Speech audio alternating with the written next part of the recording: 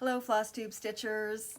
Happy January. Happy New Year. This is Shelly at Just Stitching Inc. And I'm here to talk about my New Year goals. And I must admit, the month is going very well so far. So I have a lot of stitching to show you. So my two basic goals for this year are, one, to organize my craft room. I think we've been in this house 18 years this month. And when we first moved in, I knew exactly which room I wanted to be my craft area. And I had one of those independent companies come in and do a craft closet for me. So that I kind of filled, not all the way, but I worked on that right away within the first, 6 months or whatever of getting the closet. And then I think we were having company, so we put some furniture in that room so that we could have overnight guests and hung pictures on the wall and whatever. But it never actually became a craft room. It really just became one big closet with mismatched furniture, odds and ends, bags and boxes, all my haul. And the only thing that remained somewhat neat was the closet. So I really need to make that room be a usable space where I can work and finish things, and I'd love to have the ironing board in there and a craft table. And so anyway, so I started with the closet and with a lot of the tote bags that were sitting around, and I found some very interesting things. The second goal I have was actually one for 2020. And you know that last year got derailed for so many of us that it really never happened. But my goal is to finish all the things and not just put them aside, and to make decisions quicker and to finish some things myself so that I can help my customers. And honestly, even I can't afford to have every single thing custom framed. So my goal is to do more small finishing and use some of the ideas that I've been collecting for a number of years. And it's going pretty well so far. So one of the things I found was part of a series by Shepherd's Bush. And I have to show you the receipt. September 29th, 1998. That's my credit card receipt from them. It was a series that was not offered wholesale. So I paid retail. The one I stitched that I found, I don't know if I stitched any other ones because this is the only one I found, but it was H for Halloween. So yeah, H, It was the whole alphabet. So I have 26 of these. What was I thinking? I couldn't even use them as shop models because they weren't available wholesale. But I thought they were cute, and so I signed up for the whole series. And I found this one completely stitched with the decorative button. It just wasn't put in the pillow yet. However, the H was stitched in the same overdyed floss as that little line right there. And I think the reason I never fully finished it is because I didn't like the way it looked. You couldn't read the word. It looked like Halloween with a blob. You couldn't even tell there was a pumpkin there. And so I took it out and stitched it in black. Hello, why didn't I do that all those years ago? And then you trim it and you tuck it into the pre-finished pillow, and then you sew the buttons in the corners, and it's done. So that was the start of my year. Then my second project, I had the idea for this for quite a while. I could have very easily put it into a square frame with no problem, but I wanted an example of something to show my customers what you can do in order to be able to utilize a frame that's not the right size. So I can't even use this. I waited too long, and now I can't get the kit. It's Lizzie Kate, a little bee. But this is a ready-made frame from Hobby Lobby that includes the easel. In order to use the easel, you cannot use foam core. So one of the things that helped me to justify procrastinating was I knew I was going to have to use mat board or something different, not my normal way of framing. I was trained to use foam core and pins, And if you did that on a piece like this that has the easel, it no longer fits. And why would you buy a frame with an easel and not be able to use that convenience? So anyway, I added fabric to it and some trim and turned it into this. So you can see that the design is square. And all I did was add a piece of coordinating fabric. This is Lady Dot trim. I think, ooh, I forgot already. I think it's called Motherlode, the gold. And then I just did a prim X across the top with black floss and grabbed some buttons out of my stash. And my husband's so funny. I was showing him this when I finished because I was so very proud of it. I've had the idea in my head and the plan worked. So I was very proud of it. And he said, I don't want to hurt your feelings, but did you know that that button was crooked? So I'm not sure whether he means it's not lined up properly or the fact that I sewed it on at an angle. But I said, yes, this was my attempt at being prim, and I'm just so fussy that I can't even do prim the right way. But anyway, he agreed that it looked good. I was very proud of it.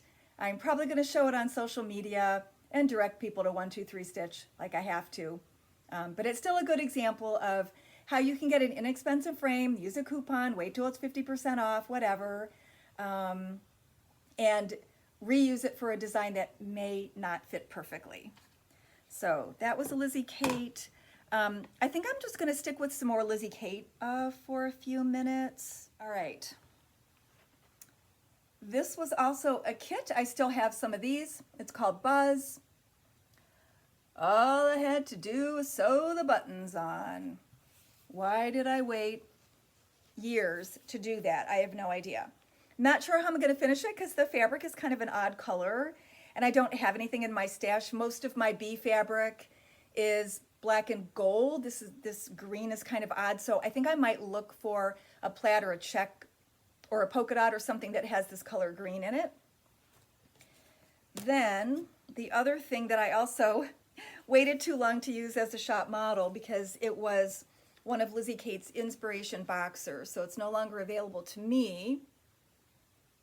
So I did Be Still. I'm also going to do the Be a Nice Human one of these days. All I had to do was, you guessed it, sew the charm on. So it got this little cross charm. And I know you won't be able to see that, but I did want to talk about a tip for sewing charms on. So I hunted for, this color thread, and I'm sure there's a DMC color or some kind of overdyed that matched it, but I just, I didn't have it handy. I really wanted to sew the darn charm on. And so I used a trick that I've used many times before when I'm using linen, and I actually just I removed a thread of the linen and used that to sew it on, and then the charm kind of disappears into it because you don't want you could sew it on with gold thread or even a metallic thread, but you don't really want the hole to stand out. You want the charm to stand out. So if you cover the hole with the same color as the fabric, it kind of blends in. And you may have to take a strand off going in both directions.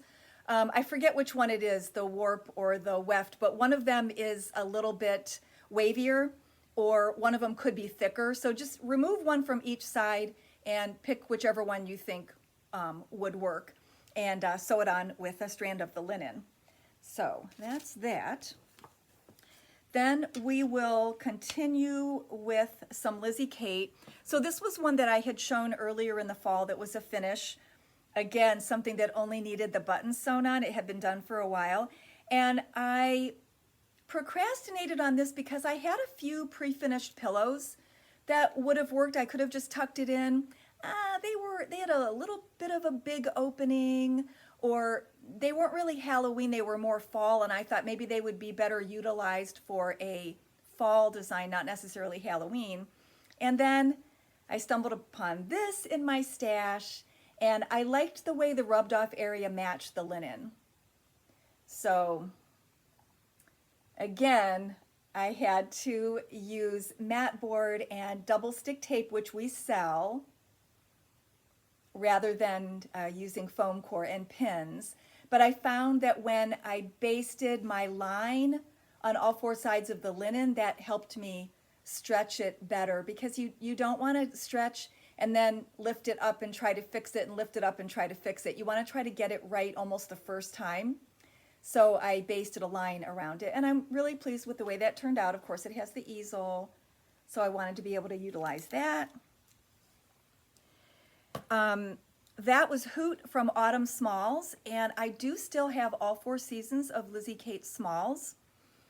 They are still available from the distributor, and I have plenty in stock because I was stitching all of them.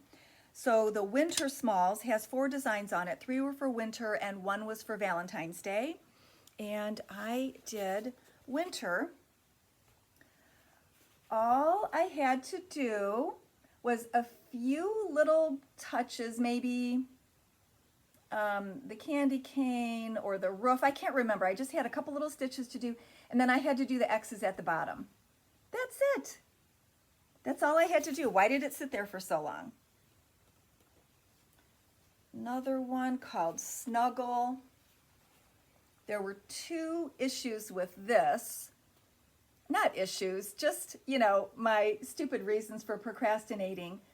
One was that I used a different color background, and so the X's that fill in the sheep in that grayish color, I felt like it looked like they weren't stitched at all. It looked like the fabric was just coming through, and I didn't want people to think that I hadn't stitched it, which is dumb, because that's inviting other people to judge me. But I just decided I couldn't think of a better color to use, so I left it. And then, of course, I just had to sew the little pom-pom on the hat.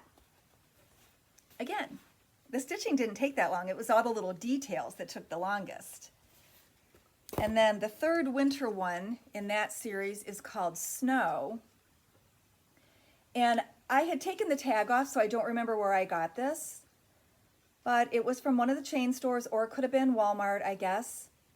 And it's just like a corrugated tin with something that looks like a chalkboard on it. There was no writing on it. I didn't hide anything. It was, I think, meant to be a backdrop for more crafting.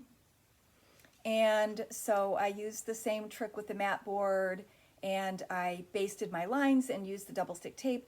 And then this is Snow Chenille from Lady Dot. And this one, all I had to do was maybe the eye and the nose of the cardinal, the arms of the snowman, and sew the button on. So it had been done for quite a while. So that's that. I think that's all the Lizzie Kate. This, I think, was from Freebie February from last year. Plum Street Samplers Got Luck. And she did not say what greens to use. She said, pick 2 greens that you like. Those were my random colors. They were both, I think, Gentle Arts. I did not even remember that I had this pillow in my stash. But this was a Pine Mountain, one of their extra pillows that was meant for a free chart, and I didn't use it for that. So I still had one in my stash. And you don't really need to sew them into the pillow. I just like the way it looks decoratively to have the buttons. So I used 4 different buttons and sewed it on the prim way where you have the knot on the top, and it's barely noticeable on the back. And I got it as straight as I could. I ironed the heck out of the pillow before I even started, but you're always going to have a little bit of bowing just because of the padding in there, and then when you sew the buttons on, you're kind of tightening it in the corners. But I did use fusible fleece on this because I wanted the stitching to be as smooth as possible, and sometimes when you just tuck stitching into a pillow, it looks a little wavy, or it doesn't look like it's going to stay. I suppose if you had pets, cats especially, or grandchildren playing, or some other situation like that where you thought the stitching wouldn't remain intact, then it's a good idea to, you know, put the buttons in the corners. So I was really pleased with that. I had no idea it was even going to match because I didn't do it as a plan, but it worked out. All right, then you might remember this from last fall, Happy Thanksgiving box from Shepherd's Bush. And you remember that my issue with this is that, you know, I wanted to put it in the box because we sell the boxes, so there needs to be one on display. But again, it has a really shallow area, and I wanted to use the glass on it because it will always probably be sitting in this respect, and I didn't want it to get dusty, so I wanted to use the glass. And then you can't use foam core. You have to use mat board, something thin. So actually in this case, you're not even using mat board because this is pretty thick and then the glass is in there. So they had said to trim it and just put a piece of white paper in between so the black didn't show through the linen. And I really struggled with doing it this way.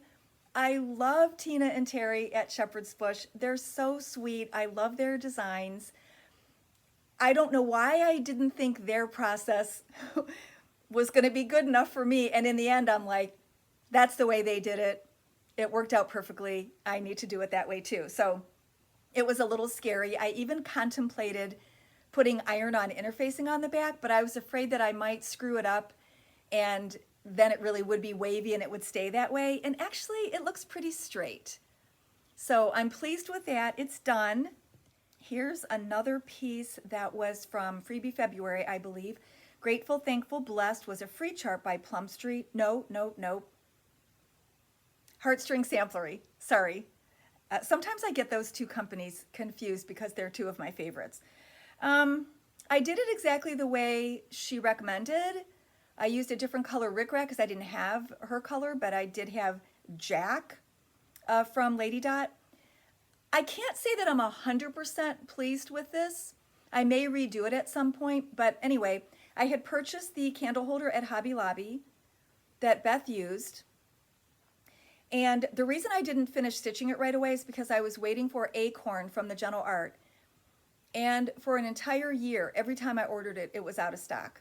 And so I put it aside. Well, I ended up using Grapevine from Weeks Dye Works because the Acorn that I got in was not the same dye lot that Beth used, and it was a little too orange.